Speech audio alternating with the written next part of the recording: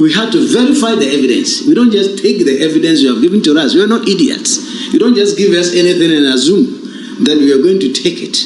Okay? And you will get it in a minute. Why I say we have to verify the evidence. He should also know that there are counter evidence from the petitioners. So when you provide evidence, they also provide evidence. We also look for our own evidence to validate it. Okay?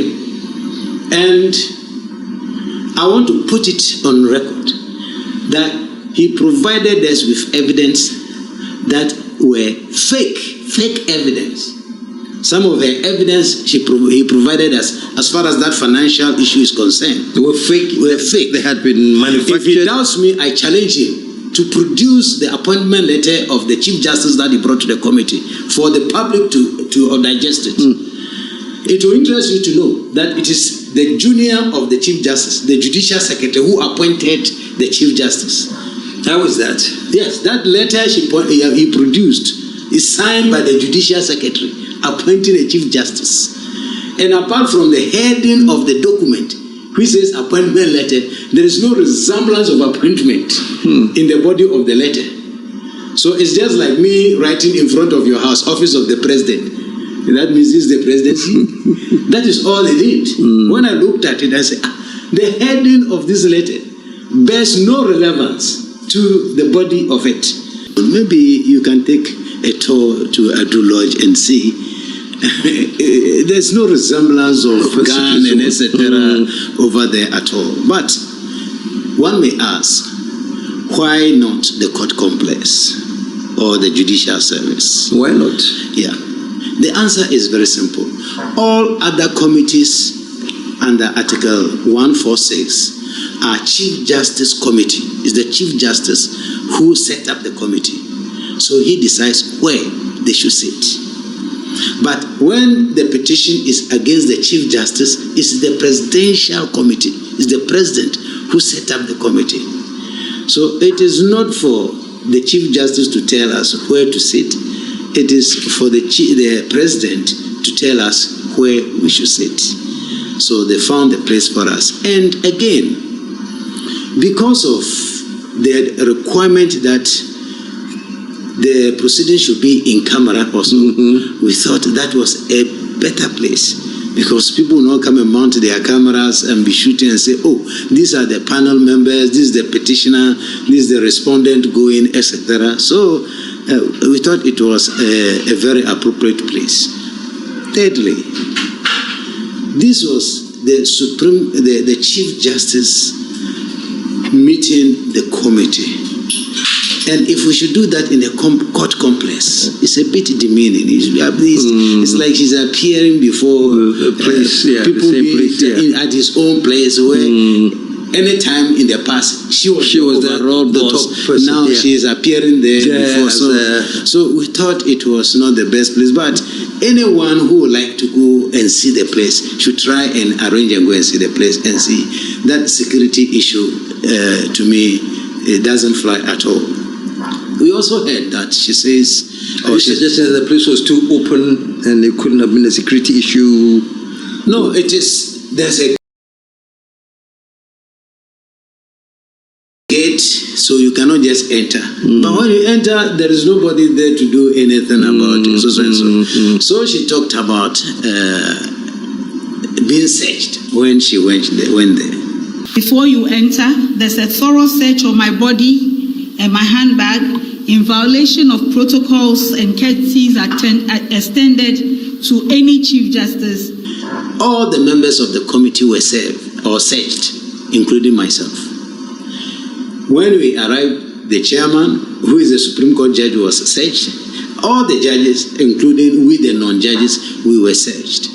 Then when we met, then we told the security that no, you can't be doing this to us. We are coming here to do work, and you're supposed to give us security. You can't be subjecting us to search. So stop, you can't do this. So the first day, we were searched, but the Chief Justice was not there. She came the subsequent sitting, and when she came on the subsequent sitting, they searched her. Before they told us this is what has happened. And the committee decided again that no, stop searching her. So it is not as if somebody planned to embarrass her or do anything of the sort. Then she raised the issue of we not allowing her son, her daughter and her husband to the place. The committee has refused to allow me to go into the hearing with any family member, which again is laughable. Because if you look at the constitutional provision under Article 146, it provides that the proceedings should be in camera. Now, if we allow the Chief Justice to come in with the husband and the daughter, what about the petitioners?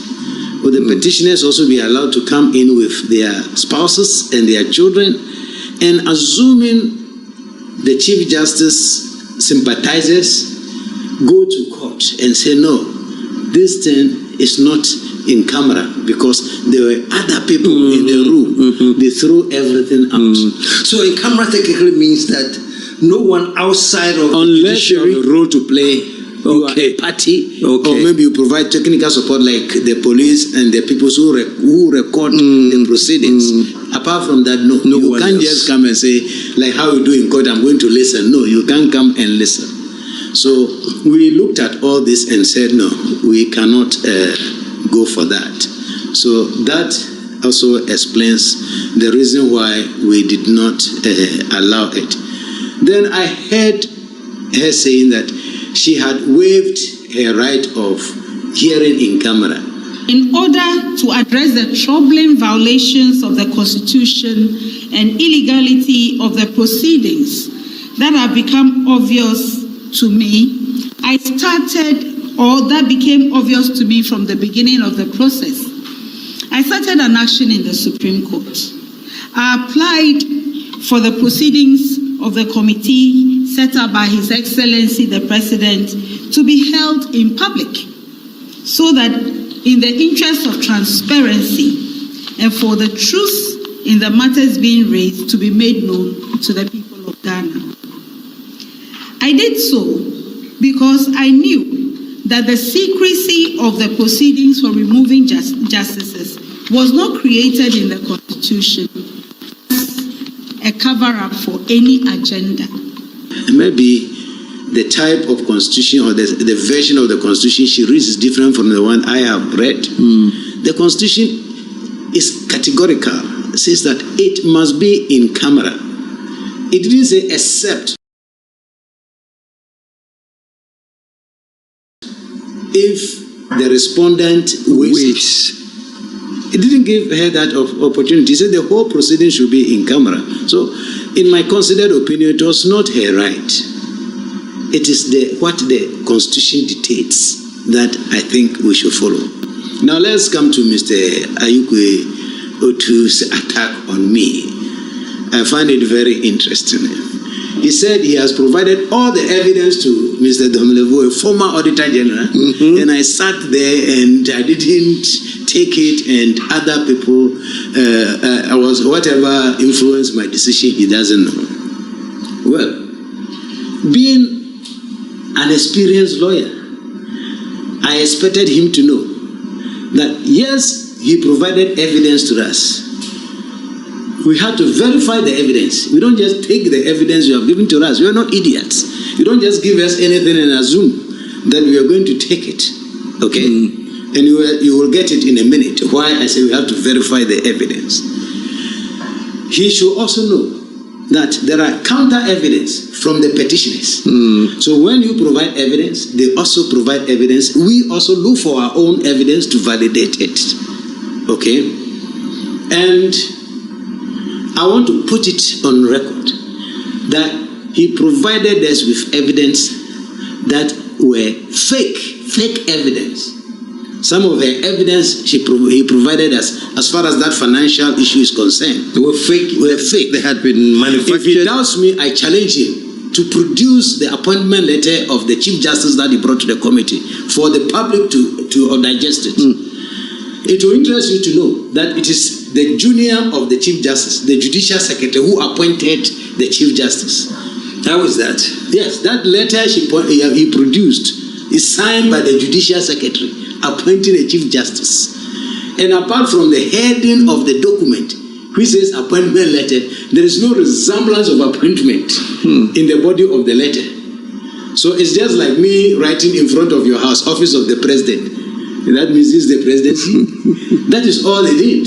When I looked at it, I said, the heading of this letter bears no relevance to the body of it. But be it as it may, in the public service and even in the private sector, a junior officer does not appoint a senior officer. So basically, you're saying it was fake? It's a fake document. It's a fake document. It's one of the evidence he produced just to make an argument. I don't believe it is authentic. Even if it is authentic, it is wrong. It is not the right document. Because the appointment of the Chief Justice per the Constitution is by the President, not the Judicial Service. So it's the President's signature that should be on. Exactly. And normally when you are appointed by the President, he actually issues, I've forgotten a decree or something like that, forgotten the name, a fiat or something like that. There's a document that is signed to show that you have been so appointed. You remember they give you something, a round document or paper, like in the national scroll, in the national calice. Yes, normally it contains something like that, which shows that you have been appointed to become whatever position you are given. So, to me, that document is fake. But let's go on to other issues. Now we are talking about the incentives of a Chief Justice, the traveling allowances and what his family, etc., had to contain. Anyone who wants to understand this should read Article 71 of the Constitution. Article 71 of the Ghana's Constitution provides that it shall be determined by the President on the recommendation of a committee of not more than 5. There's what we call the Presidential Emolument Committee. The first one was by Chinri Esse Committee. The last one was by Professor Fofie's committee. Almost every 4 years, that document comes out. If you peruse that document, which is supposed to determine the salary, the incentives, the benefits, etc. of the Chief Justice, that document does not give the Chief Justice even one personal travel at the expense of government. That is, the Chief Justice could go on official travels, is clearly stated there. But it does not allow her or him, if it's a man or a woman, to travel for a personal purpose at the expense of the government. And again, if you peruse that document, it does not provide anywhere that the Chief Justice shall be accompanied by the spouse or a family member. The only incentive provided in those documents that I'm talking about, there are about 5 or 6 of them. If you look, you peruse them, you will see that there are 2 things. Medical and dental health services are supposed to be borne by government for the incumbent, that is the Chief Justice, the spouse, and children below or up to the age of 18, but not exceeding 4. So, if that applies not only to the Chief Justice, even for me as a former Auditor General, when I was in office as Auditor General, it applies. So the Chief Justice was entitled to medical services at the expense of the government, that is from public funds, dental services at the expense of government, and his or her spouse and a child of not more than 18 years are all to benefit from it. There is never a mention anywhere of personal travels. The Chief Justice's appointment letter stated clearly that she will be entitled to 2 vacations in a year, and she can choose wherever she wants to go. There was this travel policy which allows the Chief Justice to travel with a person of her own choice, and that whatever whatever per diem is given to her, the person is traveling with will be giving half. These are not stories. They are all there. And I challenge Mr. Iko to produce one of those documents. The second argument is that in my considered opinion, again, if Mr. Iko would like to come again, he should show me where the mandate was given to the Judicial Council to approve a traveling policy for the Chief Justice. Because of the judicial independence, they also granted them financial independence and asked them to work according to what they think is best to secure their independence. And therefore, they told them that it is only the Judicial Council that can determine anything which is pertaining to them and not necessarily the executive. Not necessarily the executive.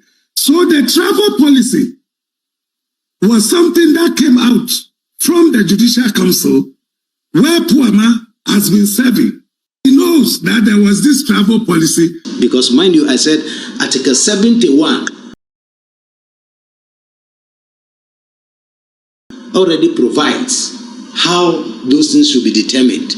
That is the salary, the incentives, benefits, conditions, allowances of the Chief Justice and some group of people, including the Auditor General, Electoral Commissioner, and the rest, is supposed to be determined by the President upon the recommendation of a committee not exceeding 5. So, where the Judicial Council got that mandate from to approve a personal travel, which of course, to be honest with you, if it is something which has been at the place, then the former Chief Justices all have questions to answer because they lack the jurisdiction. Do you know why?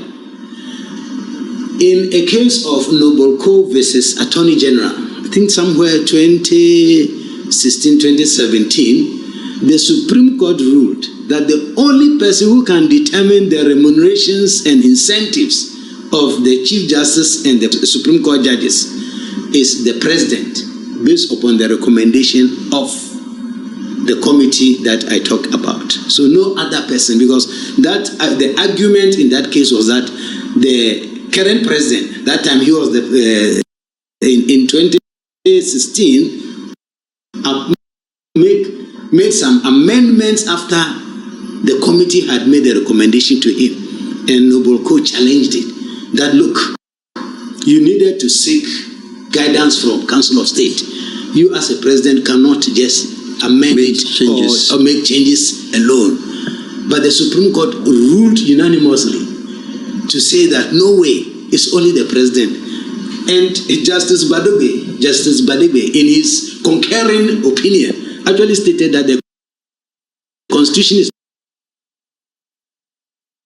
not lazy. If they wanted the Council of State to be consulted, it would have been stated in the Constitution. So they have no role to play over there. That is one. Then this gentleman called Kwame Abronye, I've forgotten his actual name, Kwame something. You know Abronye? The regional chairman. Yes. In 2024 also went to the Supreme Court to challenge President Akufo's wife and Bawumia's wife. That's the president and the vice president's wife, from benefiting from S. Gratia. If you remember, there was some S. Gratia payment to the first lady and second lady.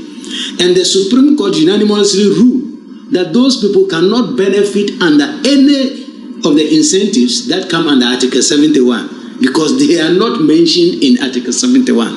It is only their husbands, that is the office holder. But that judgment, interesting, you know who wrote it?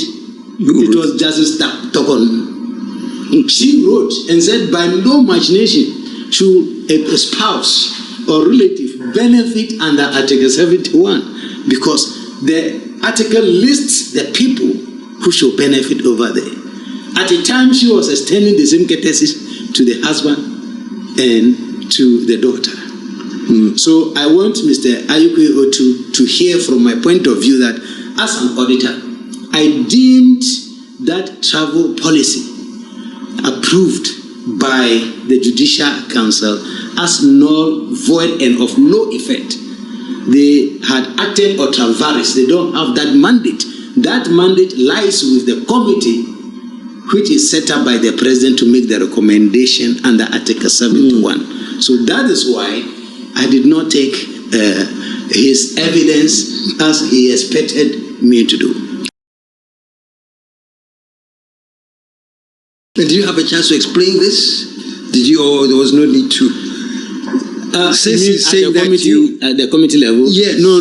There we don't. We listen to this one, listen to this one, get your own evidence and put it together. Okay. Yes. Okay. Because you see, one of the challenges there is immediately if you do what I do, immediately you will say I'm against you, or you will see where you are going. Because I'll tell you that you are wearing a white shirt. Why are you telling me this is brown?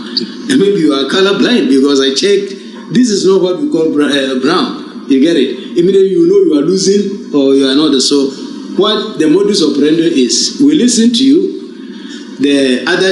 your other counterpart cross-examine or challenge whatever it is, the committee only keep quiet and keep looking at you. So basically what Ayuko was saying was that you disregarded certain vital things which you are saying now. Yes. The evidence were fake. To me, it didn't hold water because, for instance, some of the documents, like the appointment letter, to me it was fake. He brought a traveling policy to us, which we saw. In fact, there were about 3 versions of the same travel policy. One of them is even mentioned, marked current. They are all different. You can see there were alterations here and there. So we were laughing. One of them was attached to the Chief Justice's own response to the President. If you compared it to what came into was attached to affidavit in chief, is different from what was also tendered by their Director of Finance. They were all different. It's like the same travel policy, several versions. Yes. Well, I'm glad you had the opportunity to answer in such depth, because that was the claim. And I said, as soon as we come on the show, I want you to react to that. So I'm glad you have. I'm glad you have. It's a zero chance. Zero chance. There's absolutely a zero. There's absolutely no chance. Anybody who makes such an argument is being farcical. It's a joke. It's the most, hilarious joke I've ever seen. Listen, let's do it this way. By Article 128, etc., a justice of a Supreme Court has to have integrity and not be involved in moral turpitude. They think that 367,000 Ghana cedis were lost because Justice Torkornoo signed for per diem for husband and then daughter, and the tickets are a joke. You know how many millions of citizens don't earn up to even 100,000 Ghana cedis the whole year? There are millions and millions and millions and millions of our citizens who don't earn 100,000 cedis the whole year. So when a Chief Justice takes such money for her daughter, when a Chief Justice takes, that's the $10,000, it's more than 100,000 Ghana. When a Chief Justice takes $6,000 for her husband, which is more than 60,000 Ghana, etc., don't call that a joke. When a Chief Justice also allows the daughter to travel with her, when it is not part of Article 71, conditions of service of the Chief Justice, it is not a joke. Huge constitutional breach. When a Chief Justice allows the husband to travel on the public purse, which is not allowed under Article 71, that is not joke. It's a huge breach of the Constitution. Let's stop kidding ourselves. You see, those who are pushing this argument that she can go and serve on the Supreme Court, you see, unfortunately, what they're doing is that because they keep pushing the argument too far, then we are forced to make arguments that we erode totally, okay, or leave next to nothing the integrity and moral turpitude of the Chief Justice. This thing should stop. It's as if we are in a banana republic. Anybody comes and just wants to say anything. It's not a joke. You know, you look at the millions of citizens who wake up, go to work every day, the whole year, they don't get 100,000. You take this in $10,000, which at the lowest will be 105,000. And if you look at the time, 2023, that was happening. You know, in the year 2023, we had the dollar not less than 13 Ghana. So you had 14, etc. You take such huge sums of money to give your daughter. You take such huge sums of money to give your husband. You take such huge sums of money to get business class ticket for your daughter, tickets for your husband, and somebody comes to say, oh, this is a joke. Please, please, please, let's stop that. Rather, with every day that we keep discussing this topic, then it is the integrity of the Chief Justice that is being eroded. The more this topic is being discussed, then the more even you raise public anger. Is that how the Chief Justice behaved with our public purse? That's why I said, this, if we are not careful, you even do it, somebody will take the criminal aspect of this case on. Because it's a crime as well, abuse of public office. Check the Act 29, using public office for private gain. That's corruption. Corruption. So please, this, you see, I appreciate devil's advocate, but not this type of thing. Which court in this country or anywhere in this world will allow a Chief Justice who has taken our money and used it anyhow like this to continue in office as a Supreme Court judge? Why? What kind of logic is this? Please, let's stop. When you push the argument, you are just rather creating more trouble and eroding the integrity of the Chief Justice. Because the more we discuss it, and then the more the ordinary citizens also engage in the conversation, then the more it becomes clear that our public purse has just been used anyhow. Like they say, Oga de chopam nyafu nyafu nyafu. Oga de what? Chopam nyafu nyafu nyafu. Look, Oga de chopam nyafu nyafu. Oga de chopam nyafu nyafu? Yes. I see. Can you hear me? Yeah, I can hear you very well. But if that is the position you hold, and you seem to be trumpeting this very consistently, then does it mean that the response in opposition to that affidavit by the Attorney General seems to be in the right state or posture? Absolutely. Absolutely. So the Attorney General, if it is the one we saw yesterday night, what the Attorney General is saying is that what the Chief Justice wants in the High Court cannot be done. It will involve a constitutional interpretation. So if that is so, the High Court judge should refer the matter to the Supreme Court, because when it comes to interpretation of the Constitution, it is the Supreme Court that has that mandate, and it's exclusive. The rest of the courts don't interpret. Interpret means give meaning. But rather, what the rest of the courts do is that when the provision is very clear, that's the part of the Constitution in contention. When it is very clear, or where the Supreme Court has given many interpretations on that provision, and which has made it clear, then the smaller courts will apply it.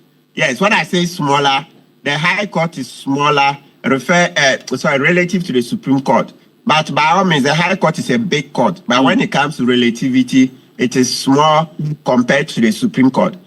So the point is that what Justice Torkornoo is looking for, we had said it, that no, it cannot be done in the High Court. She essentially wants an interpretation of the Constitution, and that interpretation can only be done in the Supreme Court. So it's good that Justice Remsai, the Deputy Attorney General, has applied to the High Court. So now the High Court most probably will agree and then refer that part of the case to the Supreme Court. So that means after some months, you see that the people will now, that's the Justice Torkornoo and her lawyers, and then the Attorney General would then appear in the Supreme Court, because the High Court would have made the order that that part, interpretation, should go to the Supreme Court. Then they will appear in the Supreme Court. The Supreme Court will go through the processes and then give a ruling. Then based upon it, then they will return back to the High Court and use what the Supreme Court has said to dispose of the case. So that's the right thing. But please, let's stop this thing. Look, the way we are pushing this argument that nothing was done, these are trifles, please. It tells you that we are not serious about protecting the public purse. There is a case, the Abronye DC versus Attorney General, and then Dafia Mepo versus Attorney General. That is a case in which this Abronye DC went to court that presidential spouses, that's the First Lady and Second Lady, should not be paid any allowances, etc., from the consolidated fund. And the Supreme Court said yes. And it was Justice Torkornoo who was leading. You see, because the argument is that, and that's right, under Article 71, when you open to 71, you not see the terms and conditions. But what you see is that it makes provision for a committee to be set up to propose terms and conditions. Then the president would accept or reject those terms. Okay. Now, under Article 71, through it, we've had the Professor Miranda Greenstreet report, suggesting, making proposal for emoluments, conditions of service of MPs, etc. And then that. Then from there, even if not in a certain order, we had the Irama Ade, also a professor at University of Ghana. Irama Ade report, Professor Irama Ade.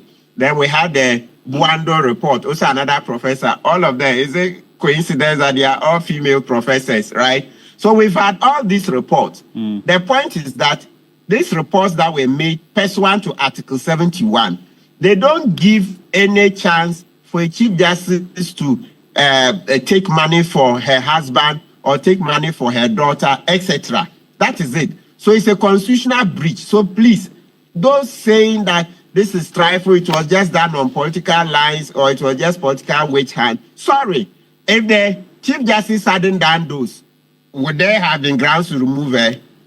I mean, I can, so the main thing is that if the Chief Justice hadn't breached the rules, would the petitioners have found grounds to go to the president and then the president through the Council of State, etc., for the committee to be set up?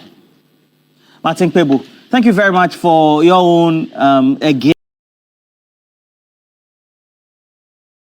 an explanation to what you have observed so far. Martin Kpebu, a.k.a. Ogadi Chopam Nyafu this morning. Wishing you all the best for the day. But it's quite interesting how he takes the narrative and then also explains it. But at the end of the day, we have, she's still sitting on the Council of State, abstaining from the voting, we're told, but again has made public commentary in that instructive interaction with Joseph Akable. And we're talking about Justice Sophia Akufo, who says that, trivialities, this one is small matter. Looking at the office in itself, and she's looking at the broader context of the office and the kind of example or precedent, as they say it in law, that is set for us as a republic, as a political or democratic dispensation. And so that even canvasses fortuitously this argument that she could still remain in the Supreme Court, so to speak. Roland, let me begin by reminding the Office of the Special Prosecutor that the petition that I sent to him concerning the former Vice President, Dr. Mahamadu Bawumia, I'm keenly awaiting the response of it. What's in the petition? He is saying that he bought or he donated more than 300 pickups, brand new pickups to the MPP campaign. I am keenly following it. And to those of you who are there threatening my life, let me assure you that I will follow this petition to its logical conclusion. Your life has been threatened? Oh, a lot of them, but it's funny. They don't know me. You see, the mere fact that you have a very funny face, when you move, that's not me, you are stubborn than anybody. Are you with me? So the Office of the Special Prosecutor must not dilly-dally with this petition. It is so dear and it goes to the core of our democracy. If we will be able to deal with the issues of monetization, then this forms the foundation of it. Secondly, you spoke about Madam Sophia Akufo. Because she canvassed a position. I'm happy to announce to you also that she will be the next person that I will petition to be removed from the Council of State. Why? Breaching of oath of secrecy. What she has done is so dangerous, it must never be encouraged in this country. And I'm serving notice to her that I will go after her. We need to rid this country of such people. She has occupied the position of the Chief Justice of this country before. If you go to the Council of State, she is in charge of the legal, constitutional, and petitions. Committee? Committee, she has it. Every petition that goes to the Council of State, it goes to her first. She took part in the consultation with the president to establish the prima facie case. You knew all the issues surrounding it. How on earth would you then turn and go back to the committee? Oh, so are you saying a former Chief Justice who is serving on the Council of telling you State cannot canvass the position that she has because of the institution she has served all her life, and then also gain credibility for, ultimately heading. So there is something called collective responsibility. She's a member of the Council of State. Are you with me? If you are a member of Council of State, took part in the consultation, and you didn't even vote, you abstained. That shows how insincere she is. If she really believed that indeed what was happening was wrong, she would have voted no. Abstinence does not mean you do not agree. Abstinence could be you agree, but you don't want to hurt the feelings of the person affected because, as it were, both of you went to secondary school, Wesley girls, and so old guys. That could be you have occupied the position before. I am also. She has also occupied the position, and so I don't want to offend the position. Because she's a woman, feminist. What's the feminist action or what? Feminism. Feminism. That is understood, but you cannot shortchange your position as a member of the Council of State for this. So I'm going to petition and let's test the laws of the land. So that is what I will say in the interim. But let's come back. Roland, it's good that you are not dead. I'm not dead. You were right here. You were the one asking us the questions, me and then Zato and other panelists, about this Chief Justice. You remember my position right from the beginning. When I saw the twinkle little stars of the MPP who were misleading this woman, I said, no, if for nothing, I came from the womb of a woman. I will not allow her to be misled. She thought some of us were against her. What do you mean by she was being misled? Right from the beginning, the evidence suggested that she has misbehaved. Are we not talking about 337,000 Ghana cedis being per diems and so on, given to the daughter and the husband? What else do you need?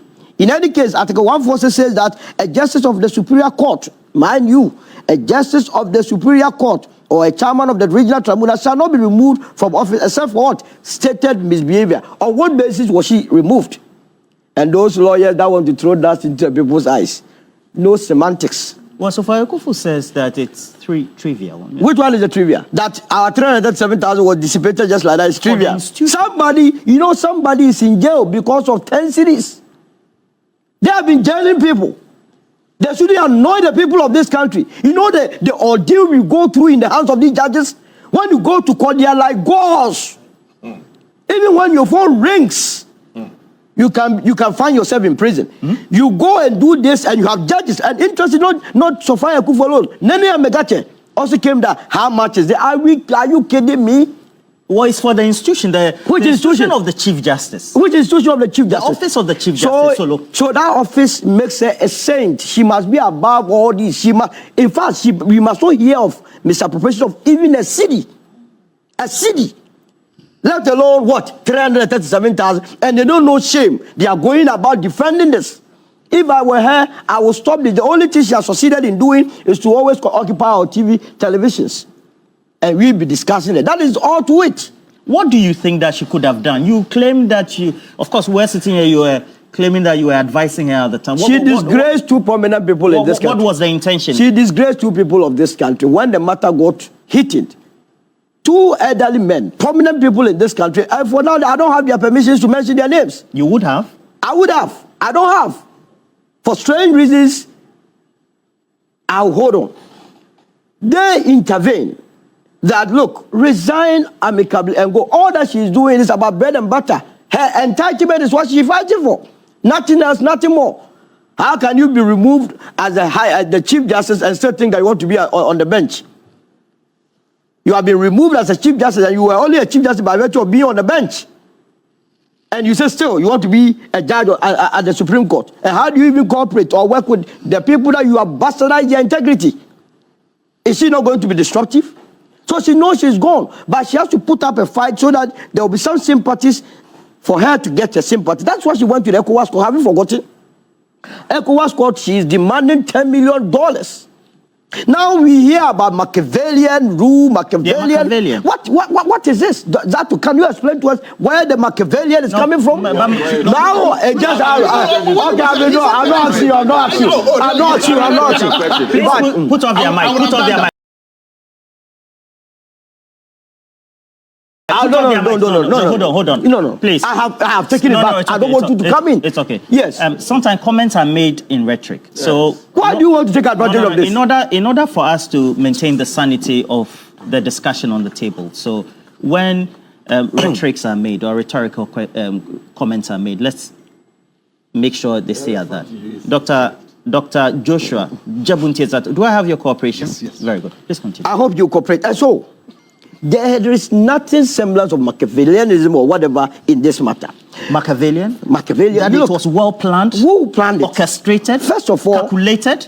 The first petition went to the president during the turn of Nana Akufo Addo. Remember Professor Kwaku Annan? That's right.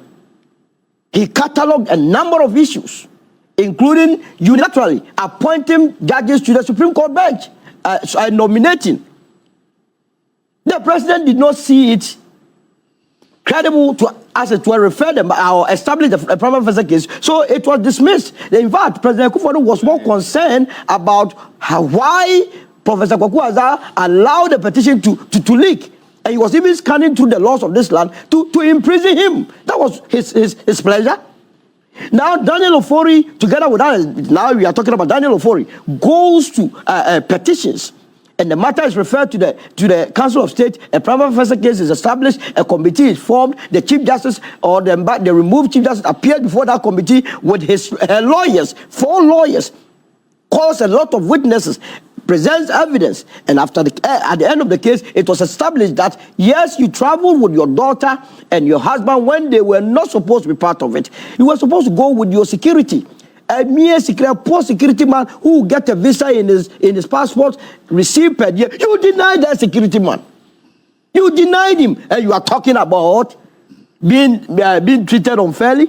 No, excuse our French. If you are gone, you are gone. People must manner. You see, truth is a bitter pill, but when you serve it, you are okay. Nobody must play the emotional cards. Today, you see people showing she is praying. Hey, we are seeing things so. So, Roland, the case that have been sent to the High Court is nothing short of a joke. I don't know why the attorney, he has to waste his time to even go to the Supreme Court, because it's already determined. If you read the judgment, it is there, black and white, and the analogy people gave, that how can you be removed? I think it was Fred that gave. Removed as a headmaster and still think that you are a teacher. You have been removed as a headmaster, so let me be a teacher. When you know very well that the only reason that you can be removed as a Chief Justice is misbehavior, incompetence, or infirmity. Based on what was she removed? Was it not misbehavior? What can you use to remove a justice of the Supreme Court? It's not misbehavior. So is there a different misbehavior for a Chief Justice or a different misbehavior for a justice? So she is a goner. We got to move on. And I want to congratulate the newly appointed Chief Justice. He must go there very... He's been nominated. Nominated. Oh, he will go through. I mean, it's a travesty of justice. The senior most. Bafuboni, because he did not side with the MPP in the 2012, election petition. Somebody thought that he was anti-MPP. When he was doing his bidding for the people of this country, every judge must bear in mind that they are serving the people of this country and not the whims and caprices of political parties. Justice Paul Bafuboni? Yes, he has to be treated that way. And it's painful that you will spend only a year as the Chief Justice of this. That was a travesty of justice. If people are demonstrating, that is what they must be demonstrating against, that the lives of Bafuboni will not be treated that. Thanks for watching. Like and share the video. You can also drop your comment. Please don't forget to subscribe. Click on the bell to turn on the notification.